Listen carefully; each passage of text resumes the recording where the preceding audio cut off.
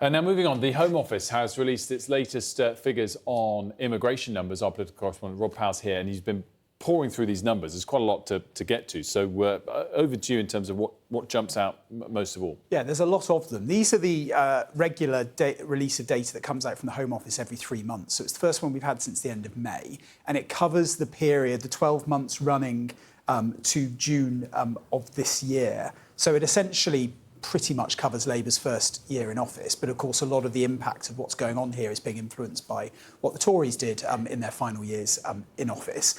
It doesn't give you a net migration figure, so it doesn't tell you sort of how many overall people are coming in to the country, because it doesn't look at how many people are leaving. What it does do is break down the various categories of visas issued, so in legal migration, and it also looks at irregular crossings and asylum applications as well. What we're seeing on the legal side is, I think as expected, quite a pronounced decrease in the various regular categories. So if you look at work-related visas, there were 183,000 visas granted to main applicants in all work categories in the year to June 2025, 36% fewer than the year before. When you go into the health and care worker category, though, you see the number of health and care worker visas issued to migrant workers in a caring personal service occupation, so carers basically, fell by 88% on the year before.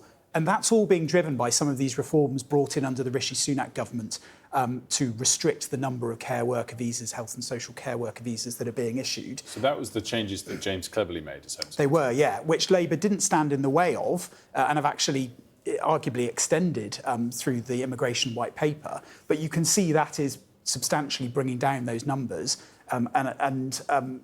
What has also come down massively is there was a big focus on dependents. So people coming over to study and being able to bring dependents, other people with them. In the study category, you can see whilst study visas to foreign students in the year to June 25 were about flat, 4% fewer than the year before, actually dependents, visas issued to dependents, they were down by 81%.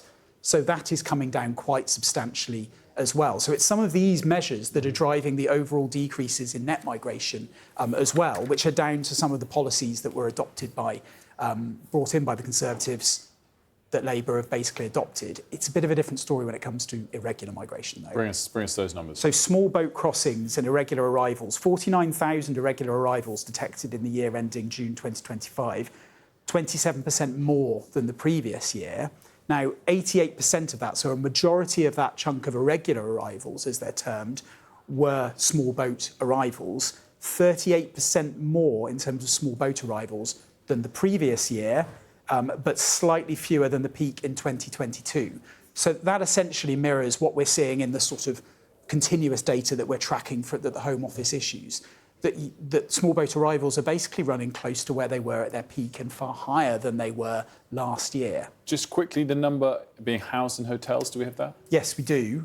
It shows that out of the total number of asylum seekers in receipt of accommodation support, 30% were in hotel accommodation. That amounts to 32,000, just over 32,000 in the year to June 2025. That's 8% more than the previous year. It's about the same figure that we've been reporting. That when we've been covering this in the last few days, we've been reporting the year to March 25 figure. So it's running at about the same rate as that, but up on the year before. So that's not great news for the government, given the battles that they're fighting because of what happened in Essex in the last few days. The framing, as we had with the government earlier on the programme, that framing that the number of hotels has fallen, but the number of people in hotels has risen. Rob Powell, great stuff as always. Thank you.